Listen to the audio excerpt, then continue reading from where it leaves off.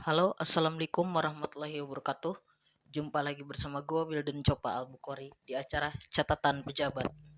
Kali ini mungkin sebulan atau 4 episode ke depan akan membahas tentang beberapa manuskrip, baik itu di Indonesia maupun di dunia.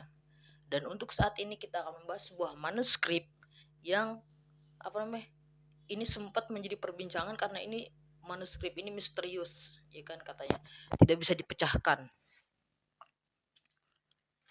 Yaitu, bentar, cari dulu catatanku. Nah, ini dia. Manuscripts Phoenix. Gue gak tahu bacanya. Bacanya Phoenix. Voynich. Manuskrip Phoenix adalah naskah kuno yang ditemukan oleh seorang kolektor barang-barang antik asal Polandia, yaitu Wilfrid Phoenix pada tahun 1912. Setelah mengejutkan para ahli dan peneliti selama hampir 1 abad, naskah ini penuh dengan gambar-gambar aneh dan tulisan-tulisan yang belum terpecahkan. Para ahli bahasa dan ilmuwan komputer dan sejarawan secara bertahun-tahun berusaha memecahkan kode rahasia di halaman manuskrip ini, ya kan? Tetapi hingga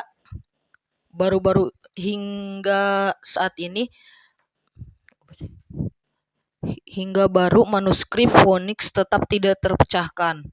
Namun pada tahun 2023, dibentuklah sebuah tim peneliti yang dipimpin oleh Dr. Julia Rodriguez, seorang ahli bahasa kuno dan seorang akhirnya membuat terobosan besar dalam memecahkan manuskrip Phoenix ini. Tuh. Dulunya itu tidak bisa dipecahkan, ikan manuskrip itu. Bahkan sebenarnya siapa sih tadi, lupa. Wilfrid Phoenix tadi sebenarnya bukan pemilik asli. Kalau gak salah dulu dari siapa gitu, terus dia dibeli dari tempat pelelangan perpustakaan kuno yang menjual barang-barang kunonya, terus dia membeli barang-barang kunonya, nah termasuk naskah ini, terus dia beli. Bahkan ketika ada stempel namanya dia di situ, ternyata itu bukan bahwa dia bukan penulisnya, tapi dia pemiliknya. Kayak misalnya gue nih punya satu buku, misalnya buku Surga Kecil di Atas Awan ya, Kirana Kejora misalnya, terus depannya gue kasih tulisan tanggal berapa, bulan berapa gue punya buku ini, terus gue tulis nama gue. Nah di situ dia kasih tanda tangan, dia kasih stempel dia. Nah sebenarnya seperti itu, dia bukan pemilik asli katanya kan, tapi dia dari tangan-tangan lagi dari tahun berapa gitu kan. Siapa tadi, Phoenix itu sendiri mendapatkan itu pada tahun 1912, ya kan.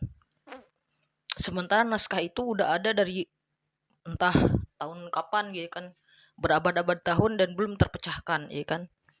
Nah, di 2023 sebuah tim peneliti yang dipimpin oleh Dr. Julia Rodriguez, seorang ahli bahasa kuno dan kriatolog, akhirnya membuat terobosan besar dalam memecahkan manuskrip Phoenix ini. Kami melakukan pendekatan multidisiplin dan menggunakan teknologi canggih untuk menganalisis naskah ini.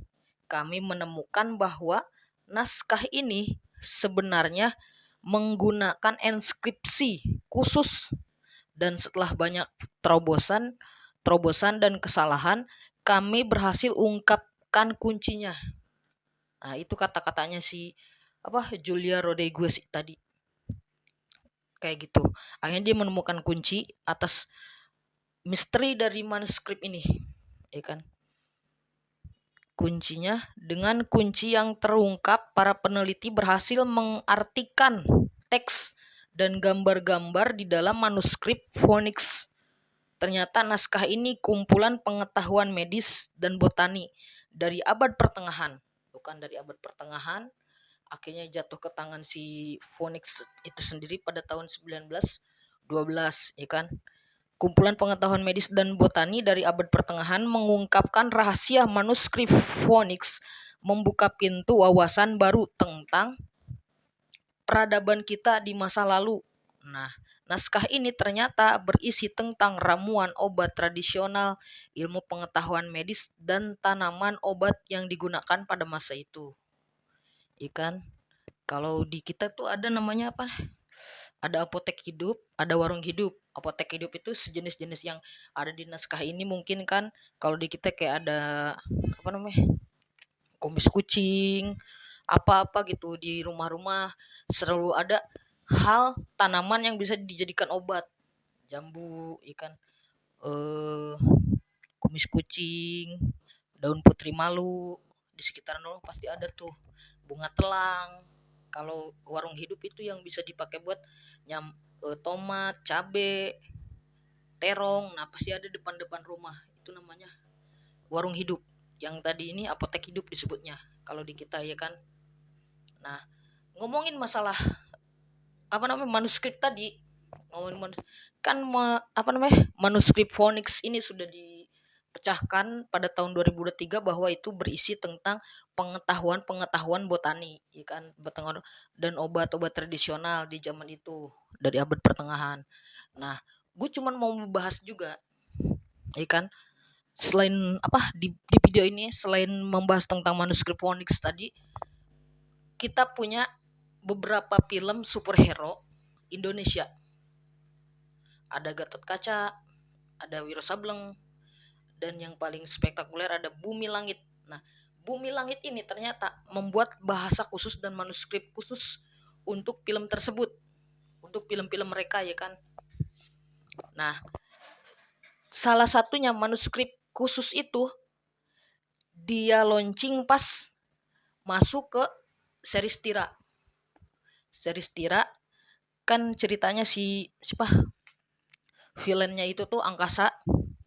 Dia 9 orang kan bikin ritual. Nah, di ritual itu ada ternyata dalam serial Bumi Langit ini, dalam film-film Bumi Langit ini ada bahasa khusus yang sengaja diciptakan.